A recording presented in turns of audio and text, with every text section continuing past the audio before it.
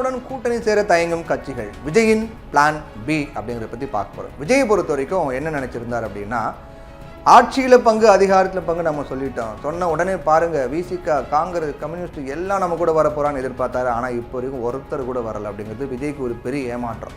இப்போ என்ன plan B அப்படின்னா, அந்த பிளான் பின்னு சொல்கிறதுக்கு முன்னாடி தாவேக்காவுடைய மதுரை மாநாட்டு மேடையில் எம்ஜிஆர் விஜயகாந்துக்கு விஜய் புகழாரம் சூட்டிய நிலையில் அவங்கள தலைவர்களாக கொண்ட கட்சிகள் கடுமையாக எதிர்வினையாற்ற தொடங்கியிருக்காங்க. ஃபார் எக்ஸாம்பிள் எம்ஜிஆர் அப்படின்னா அதிமுக, விஜயகாந்த் அப்படின்னா தேமுதிக, அவங்க எல்லாம் எதிர்வினையாற்ற தொடங்கியிருக்காங்க. அதிலும் குறிப்பாக சீமான் சொல்லியிருக்காரு, அண்ணன் சொல்கிறாரு, கேப்டன் விஜயகாந்த்னு சொல்கிறாரு, அண்ணன் உடம்பு சரியில்லாத மூலம் விஜய் எங்கே போயிருந்தாரு, விஜய் காணவே தம்பி தானே வந்து பார்க்கலையே அப்படின்னு சொன்னார். அதுக்கு தேமுதிகவுடைய பொதுச் செயலாளர் பிரேமலதா விஜயகாந்த் சொல்கிறாங்க, திரு சீமான் அவர்கள் உலகறிந்த உண்மையை உறக்க சொல்லியிருக்காங்க, அவர் சொன்னது சரிதான் அப்படின்னு சொல்லியிருக்காங்க. நல்ல கேள்வியே தான் இருக்குது. அதுலேயும் அதிமுக ஒரு பக்கம் அட்டாக் பண்ண, தேமுதிகவோ எங்கள் வீட்டு பிள்ளை அப்படின்னு சொல்லிக்கிட்டே அப்படியே விஜயை லைட்டாக தட்டிக்கிட்டே இருக்காங்க அப்படிங்கிறதும் பார்க்க முடியும். உண்மையில் விஜயனுடைய கணக்கு என்ன? தமிழக வெற்றி கழகத்தினுடைய 2வது மாநில மாநாடு மதுரை பாரபத்தியில் நடந்ததை நம்ம பார்த்தோம். லட்சக்கணக்கான பேர் அதில் கலந்துக்கிட்டாங்க. ஒரு 35 நிமிடங்கள் தான், ஒரு ரொம்ப குறுகிய அந்த மாநாடு. ஓவராலாகவே விஜய் நடிக்கக்கூடிய படத்தை விட ரொம்ப கம்மியான டைம் தான் மாநாடு அப்படிங்கிறத நம்ம பார்த்தோம். அந்த கம்மியான டைமில் விஜய் வெறும் 35 நிமிடங்கள் மட்டும் தான் பேசினார். இது அத்தனை கிலோமீட்டரும் தாண்டி அவ்வளோ நேரம் பயணம் பண்ணி கூட்டமாக தண்ணி இல்லாமல் ஒன்றும் இல்லாமல் கஷ்டப்பட்ட தொண்டர்களுக்கு விஜயின் 35 நிமிடங்கள் மட்டும்தான் ஒரு ஆறுதலாக இருந்ததுங்கிறது பார்க்க முடிஞ்சுது. அதில் விஜய் திமுக, அதிமுக, பாஜக அப்படின்னு எல்லா கட்சிகளும் கடுமையாக விமர்சனம் பண்ணார்.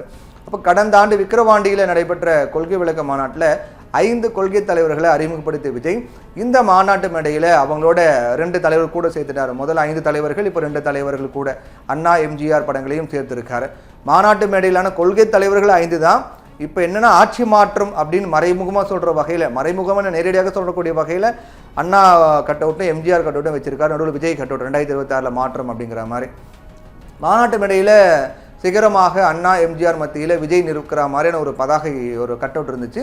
வாகை சூடும் வரலாறு திரும்புகிறது அப்படிங்கிற வார்த்தைகள் இடம்பெற்றிருந்துச்சு. அதாவது 1967 காங்கிரஸை வீழ்த்தி அண்ணா தலைமையிலான திமுக ஆட்சி மாற்றத்தை பண்ண மாதிரி, 1977 திமுக வீழ்த்தி எம்ஜிஆர் ஆட்சி மாற்றத்தை உருவாக்கின மாதிரி 2026 நானும் ஆட்சி மாற்றத்தை நிகழ்த்துவேன் அப்படின்ற மாதிரி குறிப்பிட்டிருந்தார் விஜய்.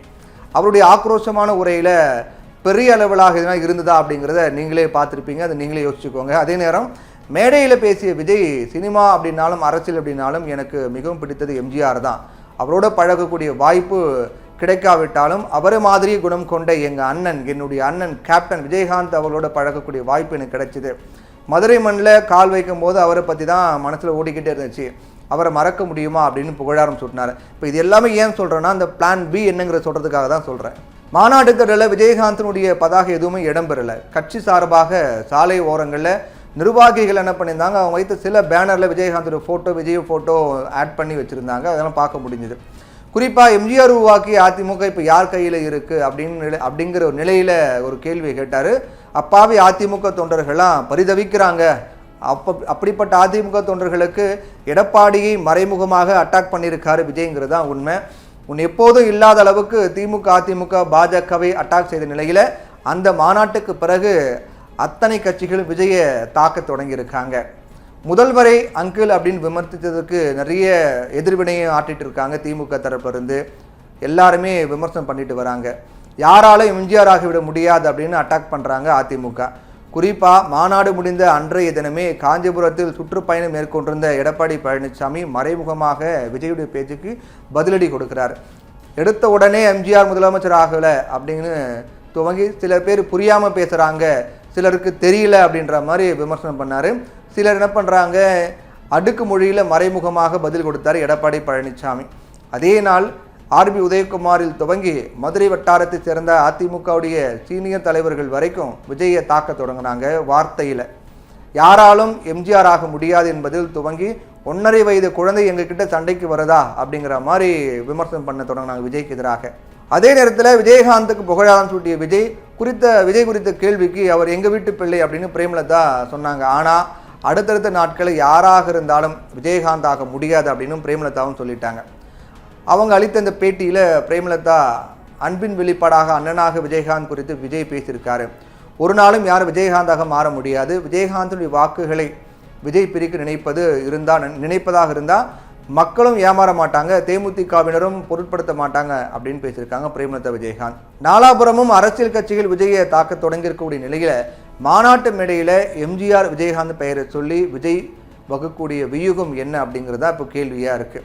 அடுத்து எம்ஜிஆர் விஜயகாந்தாக விஜய் நினைக்கிறாரா அப்படின்னு ஒரு கேள்வி வருது. அப்போ தமிழ்நாட்டில் புதிதாக யார் அரசியல் கட்சி தொடங்கினாலும் அவங்கள பெரியார், காமராஜர், அண்ணா, கலைஞர், எம்ஜிஆர், ஜெயலலிதா இவங்க பெயரை புறக்கணித்து விட்டு அரசியல் செய்ய முடியாதுங்கிறதா இதன் மூலமாக நமக்கு தெரியுது.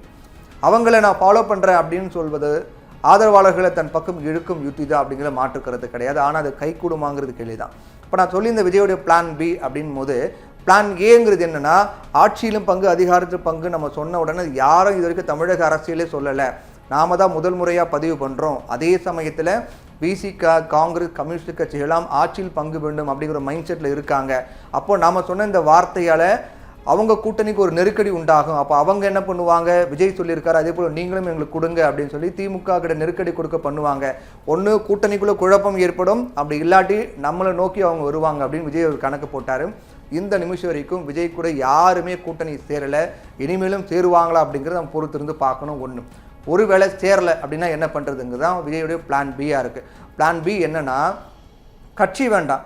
இப்போது அதிமுக அப்படின்னு எடுத்துக்கிட்டோம்னா அதிமுக இருக்கட்டும், நம்ம அதிமுகவோட சேர வேணாம், அவங்க நம்ம கூட சேர வேணாம். ஆனால் அதிமுகவுடைய வாக்குகள் இருக்கு இல்லையா, அதிமுக நம்ம கூட சேர்க்காமலேயே இல்லை அதிமுக நம்ம சேராமலேயே அவங்க வாக்குகளை மட்டும் எடுக்கணும் அப்படிங்கிறது தான் பிளான் பி.